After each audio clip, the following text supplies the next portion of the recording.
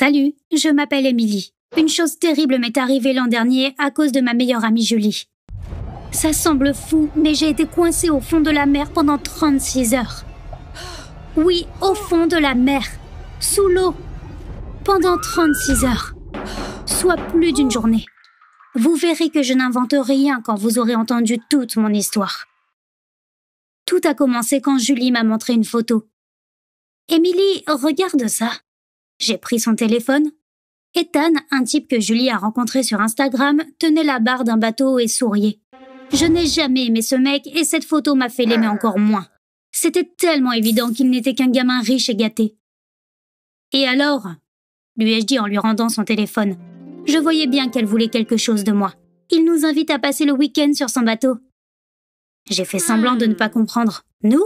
Comment me connaît-il ? Même toi, il te connaît à peine. Vous vous parlez juste par texto. Elle a dit, on a parlé pendant des heures hier soir. Crois-moi, il est génial. Allez, vas-y, allons-y ensemble. J'ai tout de suite dit, pas question. Qu'est-ce que je vais faire sur un bateau avec un inconnu pendant 2 jours ? Elle a dit un truc qu'elle savait qui marcherait.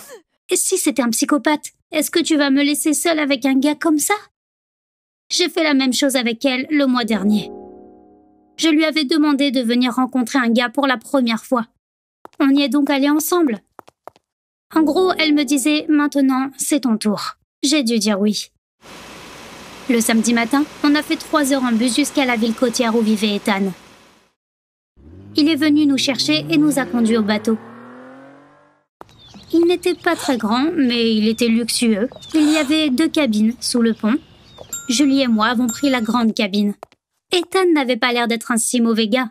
J'ai pensé que je m'étais peut-être trompée. Quand on est remonté sur le pont, on était entouré d'eau, déjà en mer. Ethan dirigeait le bateau. Ne le prends pas mal, mais ne devrait-ce pas être un capitaine qui conduit ? Ai-je demandé. Il a souri. T'inquiète pas, c'est un petit yacht. J'ai un permis pour le conduire. De toute façon, on ne va pas conduire tout le temps. On va trouver un bon endroit et y jeter l'ancre, a-t-il dit. Avec Julie, on s'est assis au soleil.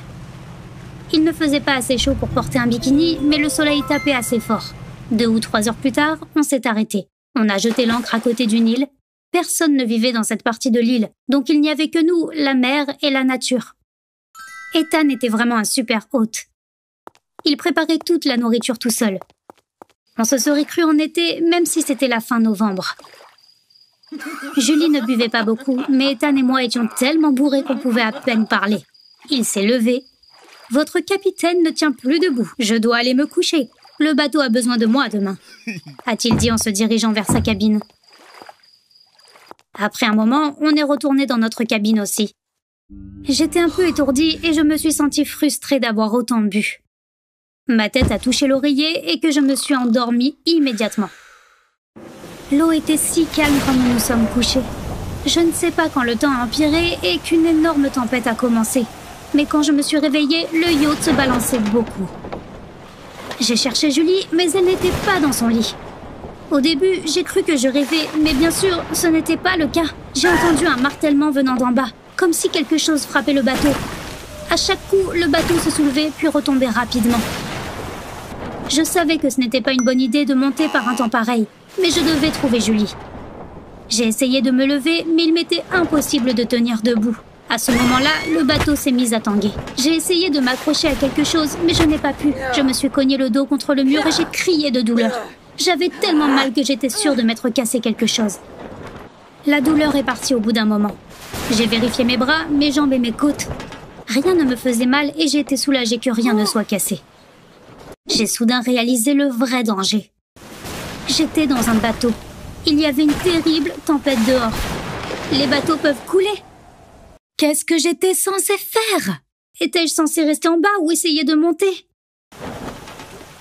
Je me disais que la bonne chose à faire était d'aller dehors quand le bateau a commencé à tanguer encore plus, comme si le bateau se mettait à bouger. Ethan avait-il pris le contrôle du bateau ? Allons-nous dans un endroit sûr ? J'essayais de me calmer quand j'ai entendu un bruit très fort.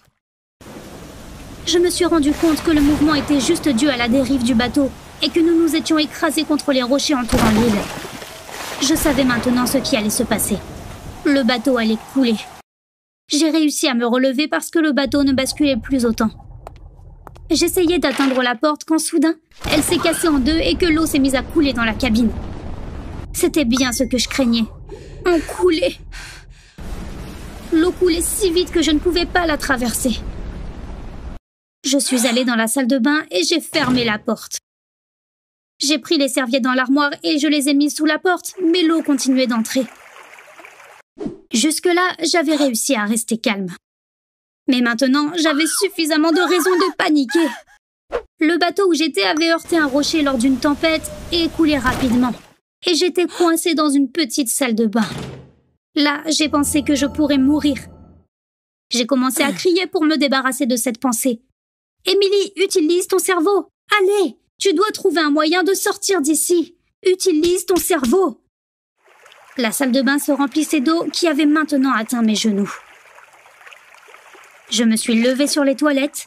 C'était impossible de sortir d'ici. L'eau allait bientôt remplir cette minuscule salle de bain. Je ne sais pas combien de temps s'était écoulé. Je m'étais résignée à mon sort et j'attendais simplement. L'eau m'arrivait maintenant à la poitrine.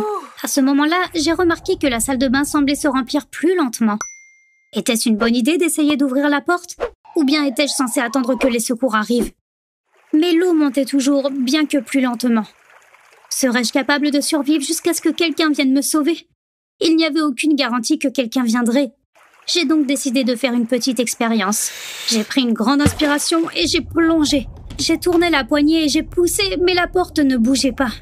J'ai essayé à nouveau, sans succès. Je suis remontée à bout de souffle. De toute évidence, le bateau avait coulé. La porte ne s'ouvrait pas parce que la cabine était probablement pleine d'eau. J'étais encore en vie et je n'abandonnerais pas. Mais qu'en était-il de Julie? Jusque-là, je n'avais pas pleuré, mais je me suis mise à sangloter et je ne pouvais pas m'arrêter.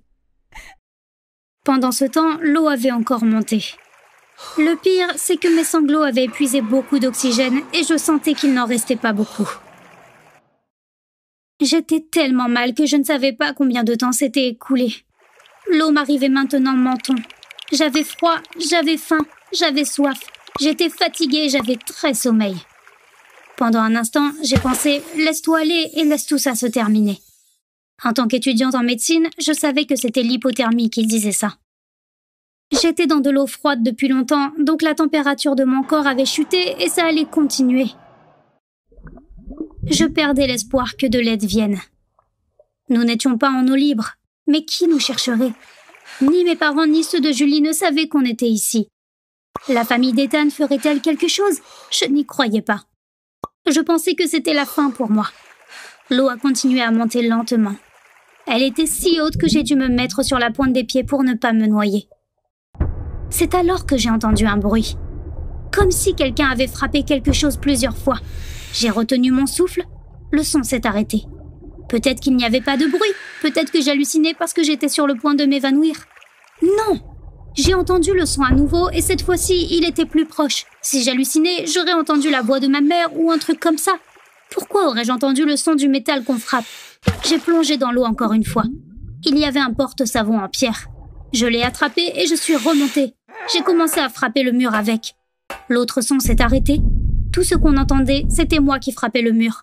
J'ai arrêté au bout d'un moment. Puis le bruit à l'extérieur a recommencé. Je communiquais avec quelqu'un. Il savait que j'étais ici. Il s'agissait de 2 plongeurs de l'équipe de sauvetage. Au début, ils ne pouvaient pas ouvrir la porte à cause de la pression. Mais ils étaient là pour me sauver. Au bout d'un moment, ils ont réussi à me faire sortir des toilettes puis du bateau. Il y avait des médecins sur le bateau de sauvetage. Ils étaient très expérimentés en matière de ces cas et ont pu m'aider à me remettre d'une hypothermie. Dès que je me suis sentie mieux, j'ai parlé de Julie. J'ai découvert qu'elle et Ethan allaient bien. Apparemment, Ethan était diabétique, mais il était trop ivre pour prendre son injection d'insuline. Dans de telles situations, les diabétiques perdent conscience et tombent dans le coma au bout d'un certain temps. Ethan a réussi à se rendre à la porte de notre cabine et a frappé. Julie l'a tout de suite aidé. Elle lui a fait sa piqûre d'insuline, mais il se sentait toujours très mal. Quand la tempête a éclaté, il a dû monter sur le pont. Julie est montée avec lui aussi. Heureusement, elle a pensé à mettre leur gilet de sauvetage. Ethan a réussi à démarrer le moteur, mais les vagues étaient trop grosses et il n'a pas pu empêcher le bateau de dériver. Ils sont tombés à l'eau quand le bateau a heurté les rochers. Julie est restée avec Ethan. Les vagues les ont tous les deux emportés sur la plage. Ethan avait perdu conscience, alors Julie ne pouvait pas le laisser. Le jour suivant, un groupe de randonneurs les a accidentellement croisés. Ils vont tous les deux bien maintenant. Après avoir entendu cette histoire, ma première réaction a été « Ils vont sûrement se marier après avoir traversé ça ». Après 36 heures horribles, j'ai réussi à revenir à la vie. Je pense m'être bien débrouillée. Bien sûr, j'ai eu beaucoup de chance, mais décider d'aller aux toilettes, réussir à rester calme, combattre l'hypothermie, je méritais vraiment un bravo quand même. Merci d'avoir écouté mon histoire. Si vous aimez ce genre d'histoire, abonnez-vous à cette chaîne. Bye bye!